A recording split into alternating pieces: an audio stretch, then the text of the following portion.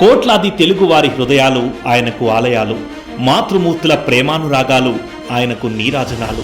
తెలుగు వారికి తెలిసిన దేవుడు ఎన్టీఆర్, తెలుగు వారిని కలిసిన దేవుడు ఎన్టీఆర్, తెలుగుదేశంతో తెలుగు వారి తలరాతను మార్చిన నాయకుడు ఎన్టీఆర్. తెలుగు మహిళలకు తొలి ప్రాధాన్యతనిచ్చి తెలుగుదేశం ప్రస్థానాన్ని ప్రారంభించిన ఎన్టీఆర్ గారు ఆడపడుచుల ఆత్మగౌరవాన్ని ఆకాశమంత ఎత్తున నిలబెట్టారు. ఆయన అధికారంలోకి వచ్చినప్పుడు స్త్రీలను కేవలం ఓటర్లుగా చూడలేదు, వారిని నిర్ణేతలుగా మార్చారు. ఆస్తి హక్కు ద్వారా ఆర్థిక స్వేచ్ఛను, రిజర్వేషన్ల ద్వారా రాజకీయ అధికారాన్ని, విద్యా సంస్థల్లో, ప్రభుత్వ ఉద్యోగాల్లో సమాన అవకాశాలను కల్పించి మహిళా సాధికారతకు అసలైన నిర్వచనమిచ్చారు. మహిళల ఉన్నత చదువుల కోసం తిరుపతిలో శ్రీ పద్మావతి విశ్వవిద్యాలయాన్ని నెలకొల్పారు. ఎన్టీఆర్ గారి ఆశయాలను కొనసాగిస్తూ చంద్రబాబు నాయుడు గారు పార్టీలో, ప్రభుత్వ పథకాల్లోనూ మహిళలకు పెద్దపీట వేశారు. దళిత సామాజిక వర్గానికి చెందిన ప్రతిభా భారతి గారిని ఆంధ్రప్రదేశ్ శాసనసభ స్పీకర్గా నియమించారు. డ్వాక్రా సంఘాలను సృష్టించారు. తక్కువ వడ్డీకే రుణాలందించారు. మహిళలకు ఆర్థిక స్వావలంబన కల్పించారు. దీపం పథకంతో గ్యాస్ కనెక్షన్లు ఇచ్చి మహిళలకు కట్టెలపోయి కష్టాలు తప్పించారు.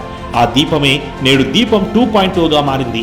ఏడాదికి 3 ఉచిత గ్యాస్ సిలిండర్లతో మహిళలకు మర్చిపోలేని మేలు చేశారు. వృద్ధాప్య, వితంతు, ఒంటరి మహిళ పెన్షన్లు, తల్లికి వందనం, స్త్రీ శక్తి ఉచిత బస్సు ప్రయాణాల వంటి అనేక సంక్షేమ కార్యక్రమాలతో ఆంధ్రప్రదేశ్లో మహిళా సంక్షేమం వర్ధిల్లుతోంది. రాష్ట్ర హోంమంత్రిగా దళిత మహిళ వంగల్పూడి అనిత గారికి అధికారం ఇచ్చారు. మొత్తం 3 మహిళలకు మంత్రి పదవులిచ్చారు. ఎంపీగా బైరెడ్డి శబరి గారికి అవకాశం ఇచ్చారు. ఎమ్మెల్సీగా పంచుమర్తి అనురాధ గారిని శాసన మండలికి పంపించారు.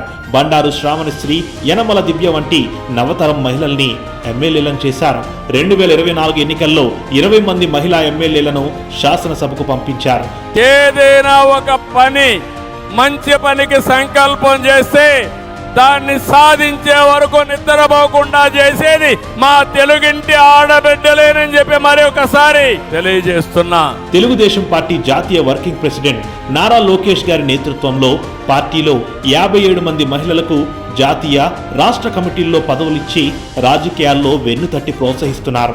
రానున్న రోజుల్లో మహిళల్ని మరింత బలోపేతం చేసి స్త్రీ శక్తి ద్వారా మనం కృషి చేయాలి. పార్టీ పదవుల దగ్గర నుంచి అన్ని రంగాల్లో మహిళల్ని సమానంగా బాధ్యత, భద్రత కల్పించాలి. సమాజంలో మార్పు రావాలంటే మన ఇంట్లో మొదలవ్వాలి. ఎన్టీఆర్ గారి జన్మదినం సందర్భంగా ఈ ఏడాది జరిగే మహానాడు వేడుక మహిళా లోకానికి వేదికగా మారనుంది.